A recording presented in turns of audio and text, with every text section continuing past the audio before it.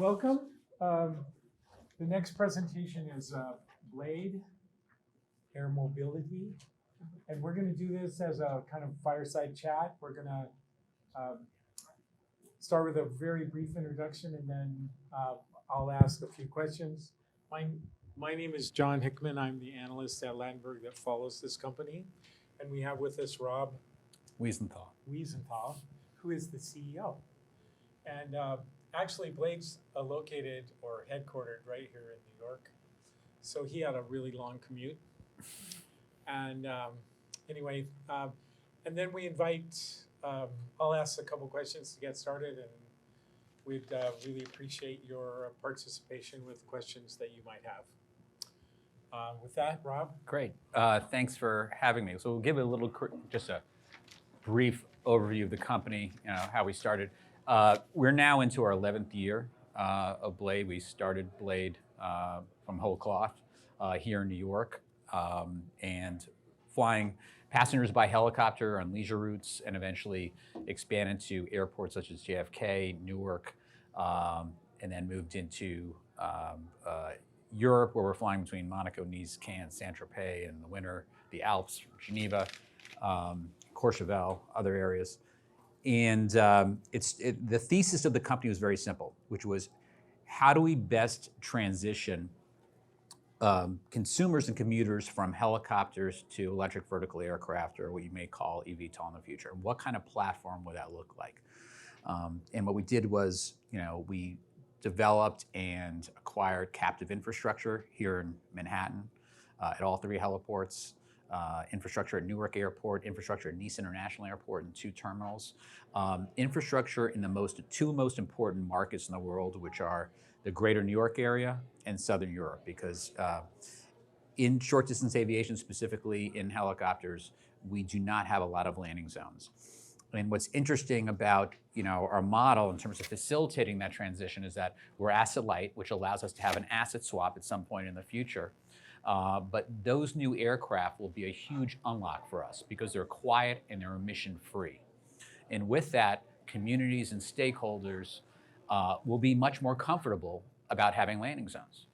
Because right now, if you guys are in New York, some of you may live in New York, you'll notice that all of the heliports are on the water or away from residential areas, with the exception of our largest terminal, which is on the west side in Hudson Yards. But back in the day, Hudson Yards was literally just warehouses and the Lincoln Tunnel, and eventually the Hudson Yards development was built towards the heliport, and a park was actually built around it. And now it actually is kind of like City 2.0, if you think about it, because people can take buses, the 7 train, walk across the street and get a helicopter and be in JFK in 5 minutes for the price of an Uber. We do this on an asset-light basis, so we do not own any of our aircraft. We can track with the number of operators that are vetted for safety by our pretty large safety team, financial wherewithal. They have to use their technology.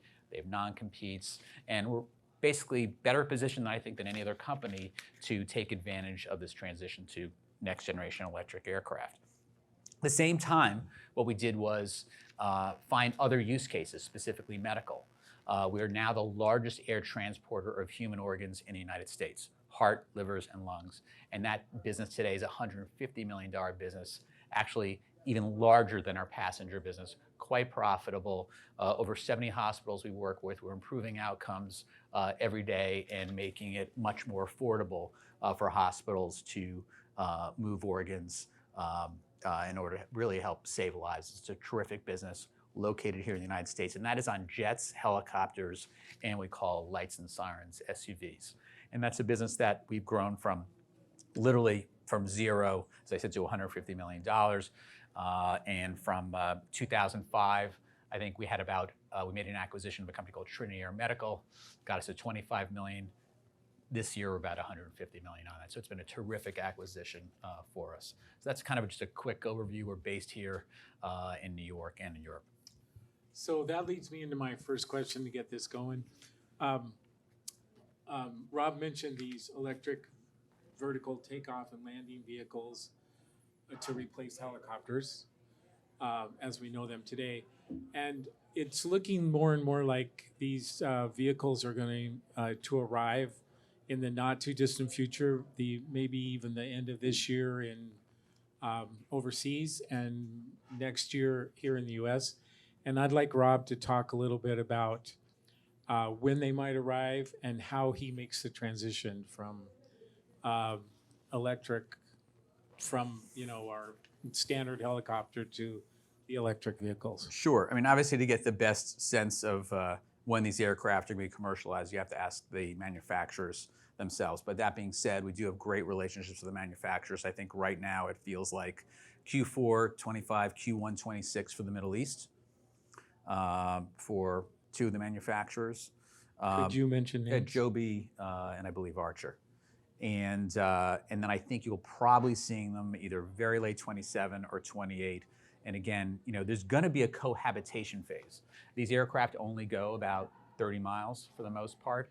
And so I think you're kind of going to have this kind of cohabitation where we have helicopters probably for larger loads in terms of weight, number of passengers, longer distances, but then clearly VTOL for short missions like what we do today for the airport, which frankly, with 28 million people going by private cars between all the airports in New York City and Manhattan, it's a huge addressable market that we're really excited about, especially since we kind of broke through the Uber Black barrier with $195 pricing on conventional helicopters today, and actually $95 for people who purchase a $695 airport pass so they can fly all year for $95. But so I think that's the kind of timeline we're looking at. But in terms of what we bring to it, why we can facilitate this, because we believe we have the entire ecosystem for this, from captive infrastructure at all the heliports now in New York, in the New York area. We have Southern Europe, which is the second largest market in the world.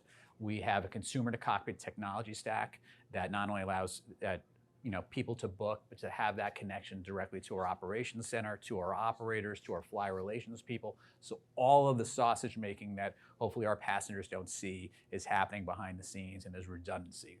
As you can imagine, in aviation and in logistics in general, it's all about redundancies because things do go wrong in terms of, you could have everything from delays, weather, all sorts of things, mechanical issues, and we have to make sure that we're there for our customers and get these things right. So we talked about infrastructure, technology stack, and then just being in the best routes in the world. Until there's new infrastructure, it's all about Greater New York. You've heard about this from all the eVTOL manufacturers in Southern Europe. And then it's the brands. We're the most recognized brands in vertical transportation today. And because we're asset light, it's really just an asset swap for us where we can facilitate our operators for getting this new next generation of aircraft because we supply so many hours to them and we're the largest part of their business. So we know that we can both accelerate and de-risk the go-to-market strategies for eVTOL manufacturers. Go ahead. A couple of questions. Considering all the accidents we had recently in helicopter travel, do you have any plans with battery operated? I'm sorry, what? Battery operated helicopters. We've been talking about electric vertical aircraft. Also with AI incorporated. Well, I think From a safety issue. okay. So there's one incident with respect to fatalities for every 170,000 hours of Part 135 charter and A to B flight like we do. So it's incredibly safe in terms of helicopters. Obviously, what happened with this tourism helicopter, we're not in the tourism business, was catastrophic. Going back, the last time there was an incident that had to do with the kind of work that we do, which is charter and moving people A to B, is 1990. So we're now looking at 35 years ago. So it is quite safe. I think as eVTOL gets commercialized and moves into new generations of aircraft, I think off the top, I think because of fewer moving parts, redundancies, I think they'll be quite safe. Everyone's aiming for as close to commercial aircraft, which is the safest form of travel. In terms of AI, what I would really say is, it's clear that while autonomous is not, we don't see that in the immediate future, I think you will see kind of virtual second pilots that kind of can aid with everything from instrumentation, airspace, collision avoidance, best practices. there's no question that the technology is going to make things, safer as we move forward. Do you produce your own equipment? No, we do not. We do not. Where do We you work with, manufacture? our equipment is both from Bell, which is owned by Textron here in the U.S., and our airframes in Europe are made by Airbus.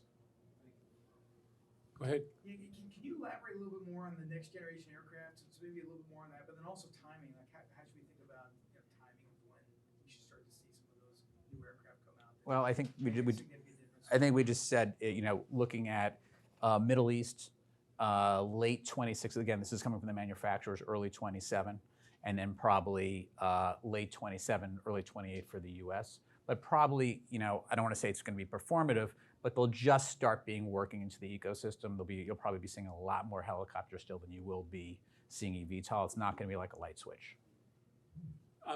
I happen to live in Utah, and Utah is gearing up for the 2032 Olympics, the Winter Olympics. And the county and city are already trying to make plans for an urban air facilities for the Olympics. So government officials are starting to look at this. My next question is, you mentioned brand image and brand recognition. I know you're going to do the U.S. Open golf tournament. We're doing the Ryder Cup. The Ryder Cup, that's Correct. right. So can you talk a little bit more about, if you're outside the greater New York area, how do people find out about you, or what do you think your perception is out there?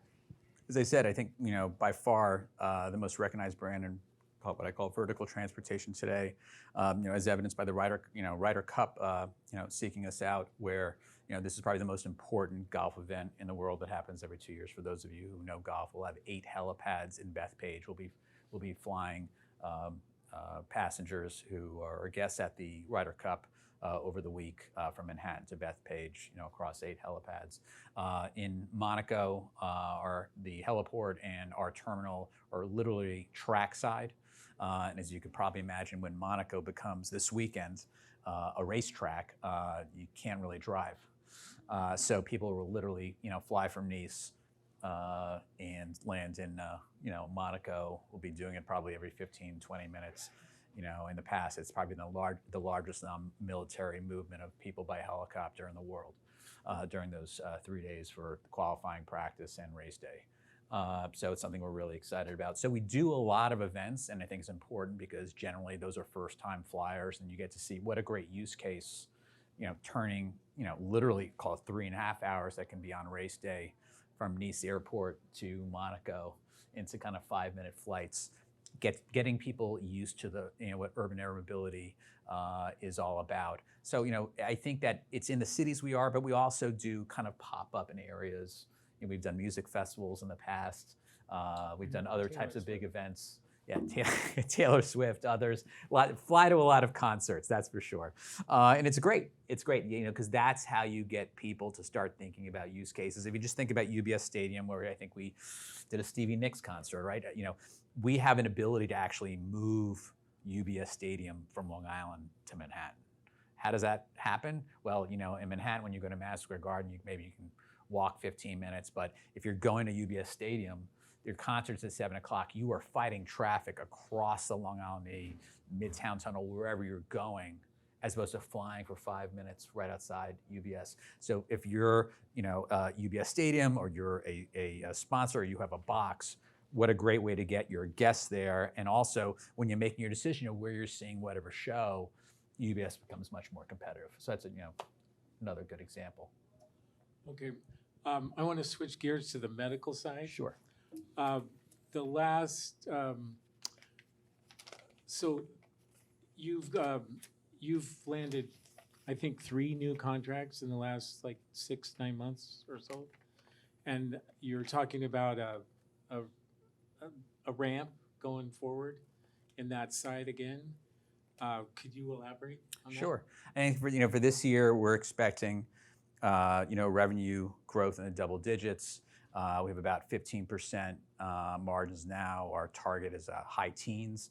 on that, and I think we're going to see margin expansion because unlike the passenger business, we actually own a fair amount of jets. About 30% of our missions are done on Blade-owned jets, and those have higher margins. And as we move more towards our own fleet, and the reason why we own them there as opposed to passenger is because we're flying them 24/7, 365 days a year, and in medical you need a lot more control over it in terms of how these aircraft are positioned. And in fact, we're positioning them in hospitals, which does two things. Number one, it creates a competitive moat in terms of our competition because our jets are at the hospital as opposed to calling someone else supposed to fly a jet in, and it also creates better outcomes for patients because the jet can be scrambled immediately. Additionally, because of perfusion technology, which allows organs to live out of the body longer, the missions that we started with were really just lights and sirens, SUVs, and helicopters, and now we've done missions from Maine to Alaska. And the regulatory environment changed also, where the radius of where you can move an organ was very small just 4 years ago, and now that's increased. So the combination of that, the perfusion technologies, so you're seeing longer flight distances, and that also enhances your cash flow growth as well. And you said you're the largest provider of Air transporter of human organs. Do you know what percentage of the market you own? I think when you look at the overall market, I think it's a lot of mom and pops. So I think we're about 35% at this point. So there's a lot of runway there. Because again, we're competing with kind of very small companies. In addition to that, we have a lot of ancillary businesses, some that we've started, some that we're building, trying to leverage these great relationships that we have at hospitals. We have an organ matching service where we have clinicians that help hospitals determine whether or not there's a match for an organ. We are actively looking at organ recovery, which makes the whole process of obtaining an organ much more efficient. And then also, since we have so many aircraft on standby, there are a lot of things that we call critical cargo that have to be moved quickly. Things like airport that's an aircraft that's stuck on the ground, which they call AOG, or radio pharma, where there's a small half-life of certain types of pharmaceuticals that need to get somewhere really, really quickly. So leveraging our infrastructure, logistics, and aircraft for these critical cargo is a great growth opportunity for us. So could we expect acquisitions in the future on the medical side? I mean, right now, we've got $120 million of cash on our balance sheet, zero debt. Our focus is on the medical side. Our great unlock and exponential growth on the passengers is going to come from eVTOL. On the medical side, it's doing what we do better than anybody else, but also acquiring companies that can kind of be, I would say, snapped on, and you leverage our relationships with the hospitals and our infrastructure and our skill in logistics. We're looking at acquisitions that are single-digit multiples, EBITDA accretive day one, and most importantly, easily integrated. That's what our model is for doing that, and we see a lot of great stuff. Target-rich environment? It's interesting. There's a lot out there, but some of these are smaller companies.